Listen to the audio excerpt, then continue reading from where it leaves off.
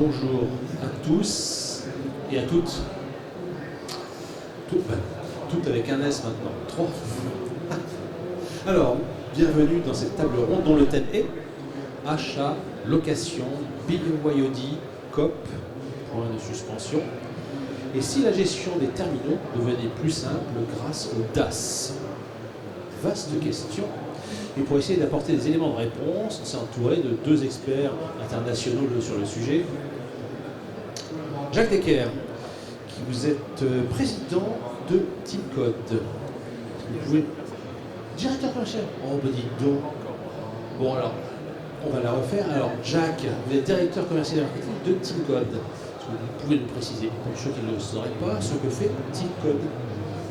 Oui, donc bonjour. Donc Jacques Decker, effectivement, directeur commercial et marketing de groupe. Pas président encore, et c'est pas prévu. J'ai pas de scoop à annoncer aujourd'hui, hein, donc vous pouvez rayer ça de vos tablettes immédiatement. Donc nous sommes un intégrateur de solutions informatiques mobiles. On expose sur le salon Mobility for Business un petit peu plus loin. À l'issue de cette table ronde, vous pourrez venir nous y rencontrer. Et nous accompagnons depuis 17 ans maintenant les clients dans leurs projets d'informatisation mobile. Au départ dans les entrepôts, dans les unités de production, et puis depuis quelques années maintenant avec l'explosion digitale et les usages nomades sur les architectures informatiques mobiles, qui sera le thème aujourd'hui. Bien. Et à ma gauche, j'ai Antoine Maurice. Êtes-vous bien directeur général? Oui, là c'est bien ça. Là j'ai bon. Alors, expliquez-nous un petit peu ce qu'est Digitim. Alors bonjour, Digitim en fait c'est une société de services managés de produits de mobilité. Donc nous apportons toutes les réponses autour des environnements mobiles en entreprise, donc smartphone, tablette, poste de travail désormais, le fameux Unified Endpoint Management, donc avec un accompagnement global autour de tout ce qui va être solution MDM, UEM, choix des terminaux, distribution des terminaux, maintenance de ces terminaux, connectivité et accompagnement dans la mise à disposition de ces terminaux, qui est un peu le sujet qui nous amène aujourd'hui. Bien, alors Jacques, rien que dans le titre de la table ronde, il y avait 3 acronymes. Il y avait BYOD, il y avait COP, il y avait DAS. Alors, pour remettre tout le monde sur la même page, est-ce que vous pourriez faire un petit exercice de vocabulaire en nous reprécisant ce qui se cache derrière ces 3 barbarismes? Absolument. Donc c'est vrai que dans l'informatique, on a tendance à beaucoup jargonner, à utiliser du jargon technique qui peut paraître parfois abscon, donc faire un peu de vocabulaire est important. Donc finalement, ces 3 termes-là, le BYOD, le COP et le DAS, ce sont, je vais commencer par des choses très simples, qui vont découler ensuite sur des choses un peu plus complexes. Ce sont simplement 3 modes de propriété d'un équipement qui va servir à bosser ou pas. On y reviendra tout à l'heure, on parlera de vie privée, de vie professionnelle. Donc pour commencer par le premier, donc le BYOD, c'est un acronyme anglais, Bring Your Own Device, je ne vous apprends rien. Donc là finalement c'est le personnel, le salarié qui est propriétaire de sa propre machine. Il l'a eu à Noël dernier ou il y a 2 ans, c'est le sien, il a ses applications dessus et l'idée c'est de le faire bosser avec ça. Je reviendrai tout à l'heure. Deuxième élément, donc le COP, c'est aussi un acronyme, ça veut dire Corporate Own Personally Enabled.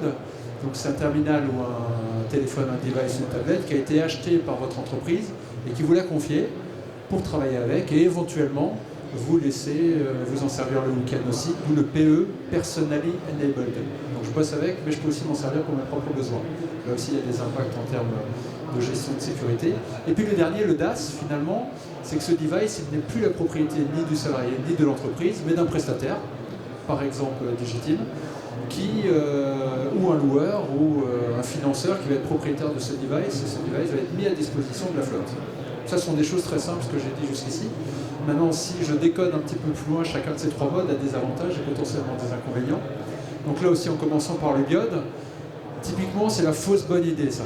Quand les directeurs financiers, on se dit génial, j'ai plus besoin d'acheter un équipement pour mes salariés, ils en ont un, ils vont bosser avec, super. Et on appelle l'informatique, le DAF, il dit bon, l'informatique, on va faire ça, t'es d'accord. Et là, ça commence à se corser. Parce que l'informaticien, il a des problématiques différentes à gérer, des problématiques de sécurité, d'accession au réseau, de droits d'utilisateur, de finalement cette machine, si j'ai 1000 salariés et que j'ai 300 machines différentes entre le Samsung, le S8, le S9, un Apple, du Windows, encore un vieux Nokia 3310 qui a 25 ans, La flotte est tellement hétérogène que pour un DSI, c'est un casse-tête de se dire, finalement, le salarié il vient avec son truc, un téléphone, une tablette, un PC, où il n'a rien, et je dois le faire bosser avec ça. Donc t'oublies tout de suite, directeur financier, t'oublies cette idée. Donc ça, c'est pour ça que je vous dis, c'est typiquement la fausse bonne idée. Alors le COP, c'est une meilleure idée. Alors le COP, c'est pas mal. C'est peut-être le DAS le meilleur, on verra. Enfin, J'ai-t-il le faudra qu'il me dira le contraire. Comment? Est-ce qu'il y a le bad cop et le good cop? Et on va parler du good cop. Donc finalement, l'informaticien, il va répondre à son DAF, écoute, non, on va faire autre chose.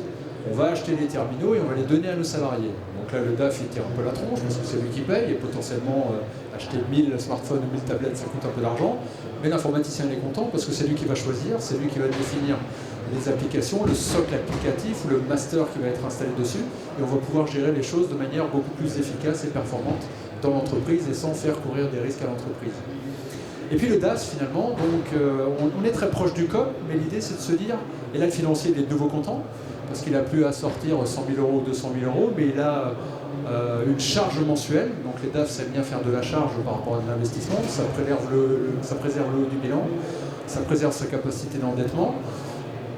Maintenant, au-delà de la propriété, il y a aussi un rôle de responsabilité qui s'impacte. Dans le BIOD, effectivement, j'ai aucune responsabilité vis-à-vis du terminal parce que c'est le vôtre, vous en faites ce que vous voulez. Si vous voulez le prêter à votre fille le week-end pour faire du Candy Crush, vous pouvez le faire, mais est-ce que ça ne va pas venir semer le bazar dans mes applications? Donc là aussi, on oublie. Et puis sur le périmètre de responsabilité du COP, donc, vous voyez que les coûts deviennent de plus en plus apparents. Donc le BIOD, j'ai l'impression que ça ne me coûte rien. Le COP, j'ai l'impression que ça me coûte le prix du terminal. Et puis le DAS, finalement, quand on valorise, j'ai un prix mensuel, donc rien à voir avec le prix d'acquisition. Je multiplie par 36 mois, ou 48 ou 72. Et là, j'ai des prix qui commencent à apparaître et qui potentiellement sont plus chers que le terminal parce qu'ils intègrent d'autres services. Et tout l'enjeu est là, c'est sur ces services qu'on fait porter parce que ce qui coûte cher dans une flotte, c'est finalement pas tellement le coût du terminal. Vous connaissez tous les notions de TCO, de coût total de possession. Et ce qui coûte cher, il y a un certain nombre d'études. Je fais une conférence un peu plus tard dans l'après-midi sur le sujet à 16h. On pourra en reparler si ça vous intéresse. Ce qui coûte cher, ce n'est pas le temps d'acquisition, mais c'est le coût de l'usage, de la maintenance, des évolutions. Et le coût induit quand ça commence à déconner. Pardonnez-moi le terme. Et c'est là que les coûts sont très importants. Qui est-ce qui répond au téléphone? Quand ça ne marche plus. Dans le BIOD, il n'y a pas grand monde. Dans le COP, c'est le service informatique. Et puis dans le cas du DAS, c'est peut-être ça le meilleur des scénarios, c'est effectivement le prestataire de service, mais c'est son métier. Il est organisé pour ça. Et il y a des engagements de résultats qui sont pris. Et si on se dit en 2 heures, je dois rétablir le terminal, les engagements sont tenus par un professionnel. Okay, donc il y a une notion de propriété, une notion de service et puis une notion de coût apparent ou non. Alors, est-ce que c'est clair pour tout le monde les différences entre BIOD et COP? Donc, du coup, on va faire un petit sondage à main levée. Qui utilise du BIOD? Qui utilise du COP? Et qui utilise du DAS? Un client peut-être, Westport ou un prospect. Et plein de prospects. Ça permet de voir un petit peu les grandes masses. Alors justement, excellente transition.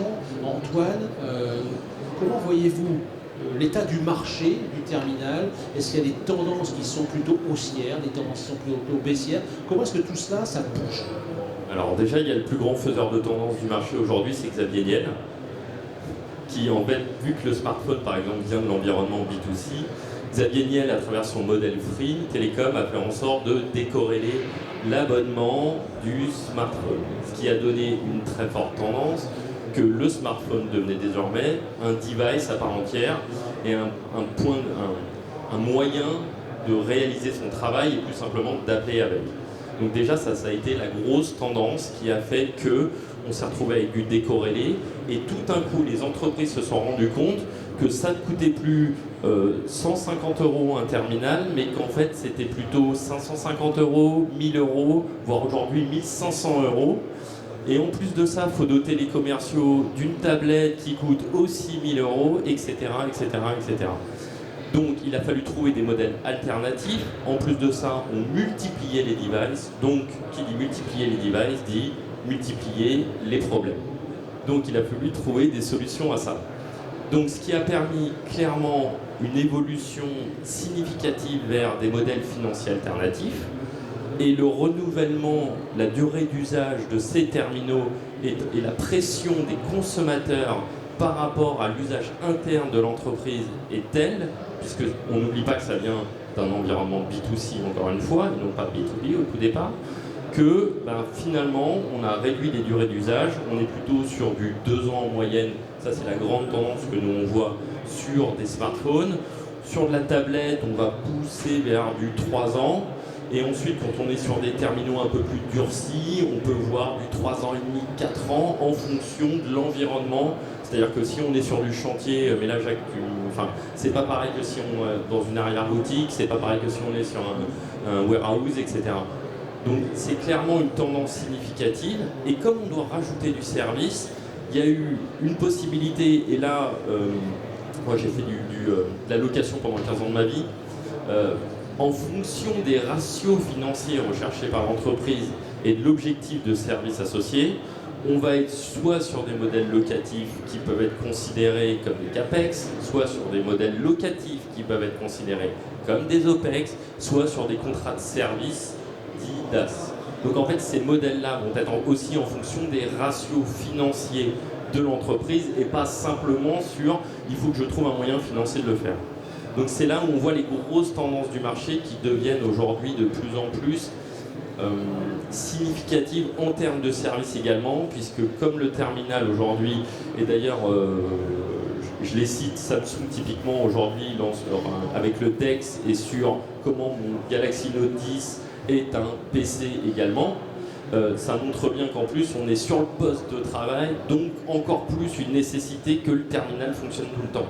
D'où le principe de service de maintenance, de maintien en condition opérationnelle des applications et donc d'un contrat de service global. Alors, est-ce qu'on gère de la même façon n'importe quel type de terminal? Parce que le sujet c'est, et si la gestion des terminaux, est-ce qu'il y a une particularité spécifique à chaque famille de terminaux? Clairement oui. C'est d'ailleurs finalement pour ça que nos deux entreprises en fait existent sur le marché.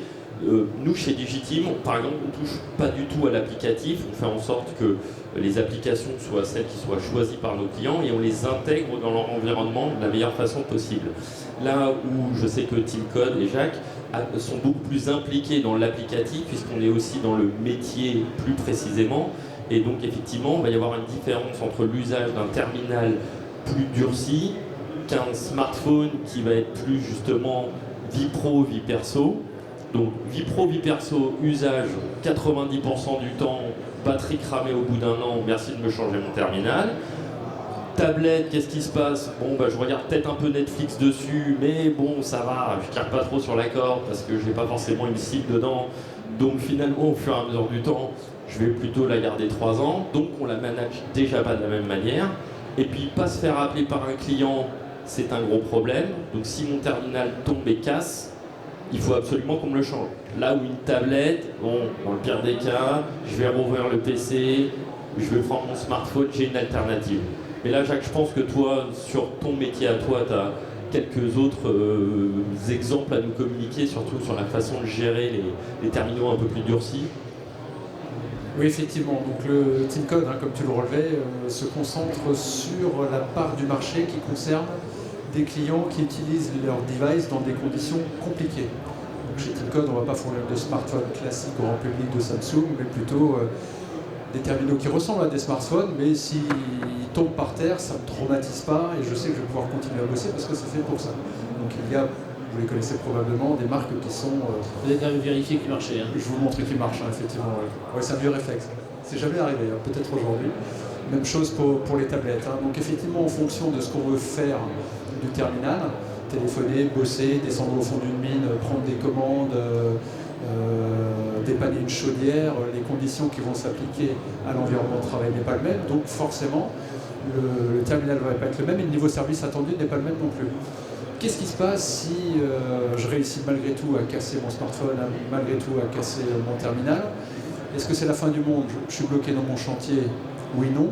Si je suis bloqué dans mon chantier, à ce moment-là, on est ce qu'on appelle mission critical et il faut que très très rapidement j'ai une solution de repli.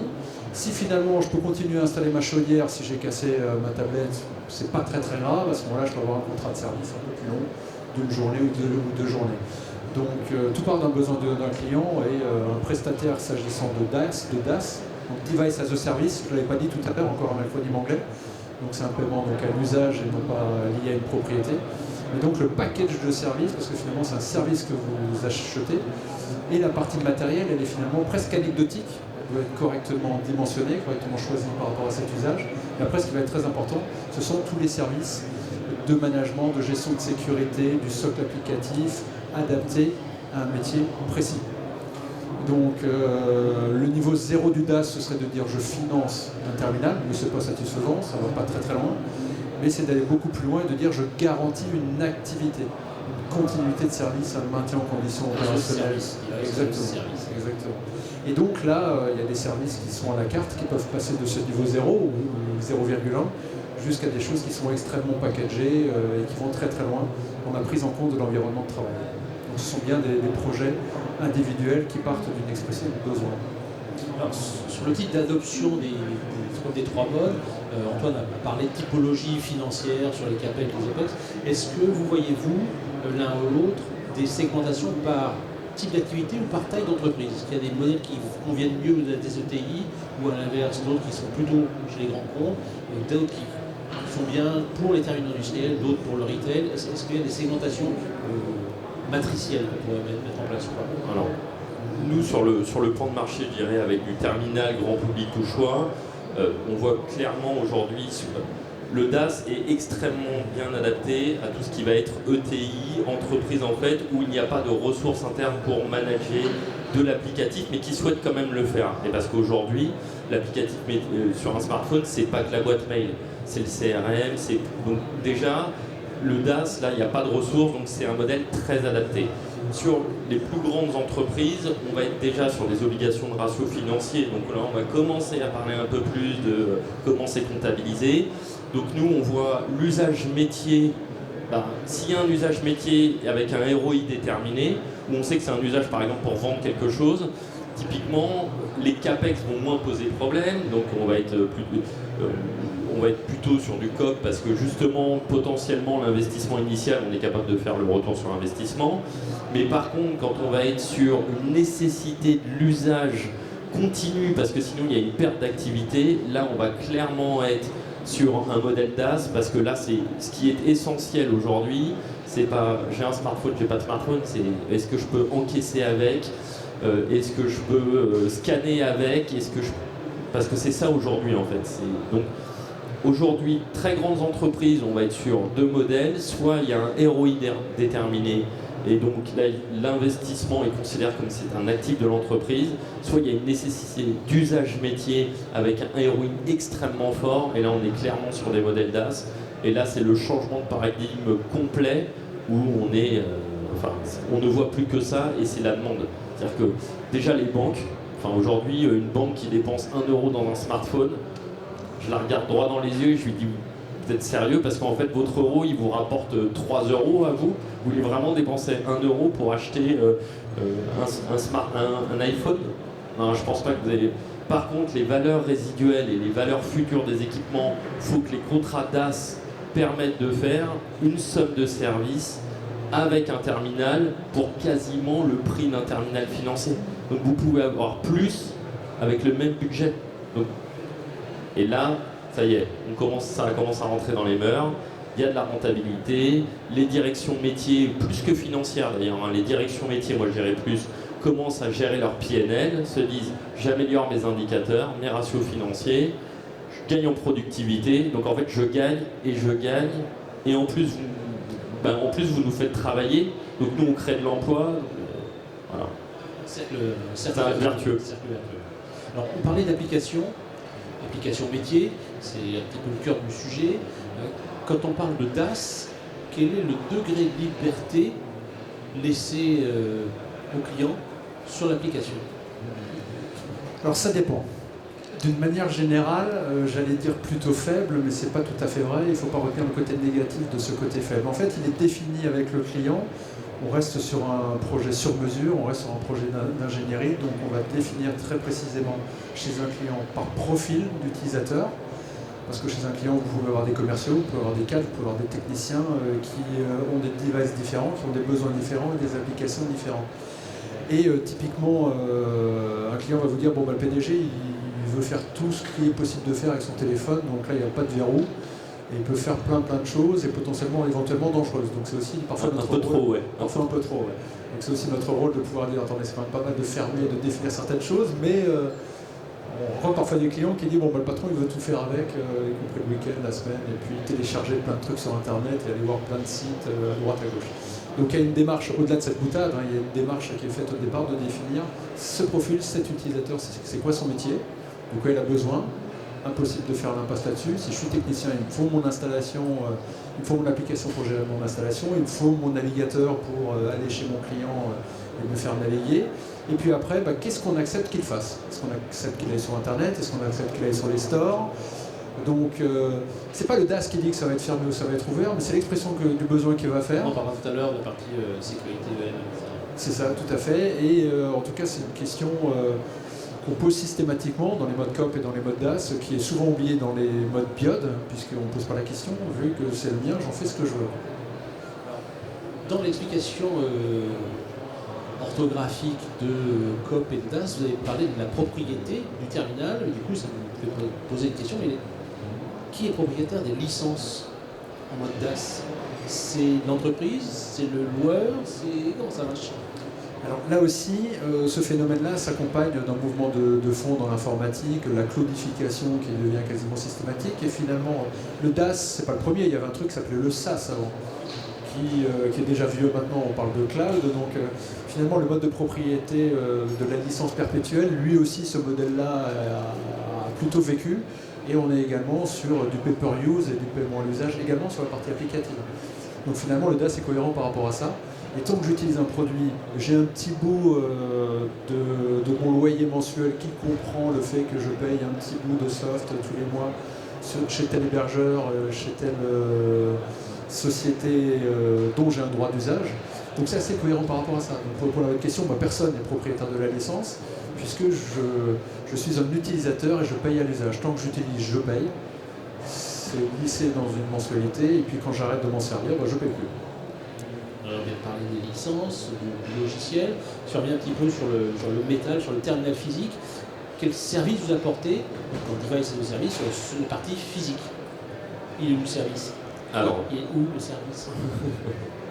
Alors, de toute façon, sur tous les principes, que ce soit du BIOD, du COP ou peu importe, parce que nous, on a réalisé de très belles opérations avec des cabinets de conseil, typiquement, qui étaient eux-mêmes avec des indépendants à l'intérieur. Donc, on devait gérer et du BIOD et du COP au sein d'un même groupe en donnant du même usage à tout le monde sur des applications métiers. Donc, après, ça a été de la sécurisation. Donc, déjà, il y a un choix de terminal. Typiquement, dans ce genre de cas et dans le BIOD, typiquement, ça peut être du BIOD, j'allais dire du CIOD, du Choose Your Own Device, mais acheté par l'utilisateur final dans un catalogue déterminé qui permet de répondre aux contraintes métiers quand même. Donc ça a été c'est une première possibilité. Donc il va y avoir une partie sécurisation, profil d'usage, définition des applications métiers, intégration dans une solution MDM qui est soit l'usage du client est déjà utilisé par le client, pardon, Mobile Device Management, donc, ou Unified Endpoint Management, parce qu'aujourd'hui on en est là, vu qu'on gère le PC comme on gère le terminal, le smartphone. Donc après, delivery soit du MDM, soit exploitation du MDM du client, intégration du terminal, déploiement de masse, et puis surtout maintenance de tout ça. Donc renouvellement à J+1 du smartphone, voire pour ces chers présidents, H+4, on fait même du H+2 pour certains très grands VIP dont je tairai le nom. donc pour qu'il y ait assurément un terminal. Et après, évidemment, la gestion du terminal, c'est plutôt sur le versionning et l'environnement. L'OS est aujourd'hui prépondérant dans le choix des entreprises. Je veux de l'iOS, je veux de l'Android, je veux du Windows 10. Pas du Windows mobile, ça vous n'en aurez plus, n'insistez pas. Mais donc voilà, donc c'est vraiment ça tout l'accompagnement, et en fonction des usages, on doit accompagner le client sur toutes ces étapes. En tout partie, parce que les clients sont plus ou moins matures sur les différents environnements. Alors, Antoine vient de prononcer des gros mots là, EMM, EMDM, UEM. Ça permet entre autres de gérer la partie applicative, de pouvoir flusher les applications en cas de vol, etc. Justement, sur cette partie-là, du coup, j'en ai perdu mon fil. Comment est-ce qu'on gère les applications et les données personnelles et celles qui sont professionnelles? Comment on peut, dans les différents modes, préserver le capital et l'IP de l'entreprise sans non plus détruire les photos de vacances du salarié? Ça, c'est un point crucial. Donc, il y a plusieurs choses dans ce que vous évoquez. Je vais commencer par parler de l'aspect MDM, UEM. Donc, c'est l'outil back-office, c'est la partie invisible qui permet d'apporter le service et de vérifier la façon dont les terminaux sont utilisés. On peut les éteindre à distance, on peut les rallumer en distance, on peut les flasher, les cracher, quelques cas clients que j'évoquerai tout à l'heure. Donc c'est vraiment l'outil qui permet de garantir ce service, même si j'ai une flotte de 3000 personnes qui sont partout en France, en Europe ou dans le monde. Donc ça, effectivement, il n'y a pas de service de haut niveau, donc il n'y a même pas de COP, mais bien sûr pas de DAS, sans outil MDM, UEM qui tient la route. Ça, c'est hyper important. Et j'ai envie de dire, aujourd'hui, il n'y a pas de grande flotte, même dont les entreprises sont propriétaires, qui fonctionnent correctement sans cet outil-là. Ça, c'est hyper important. Ensuite, donc, il y a le périmètre de responsabilité. Quand je donne des outils professionnels et que j'autorise un usage personnel, c'est le cas d'une flotte de voitures aussi, je suis en clientèle avec ma voiture et puis le week-end je m'en sers aussi. Si je la mets dans le fossé le week-end ou la semaine, il faut savoir gérer les deux cas de figure. Donc il y a ce périmètre de responsabilité qui nous amène très rapidement sur les notions de sécurité, de législation. Et là aussi, la révolution digitale étant assez récente, il y a des nouveaux usages qui sont constatés, parfois des nouvelles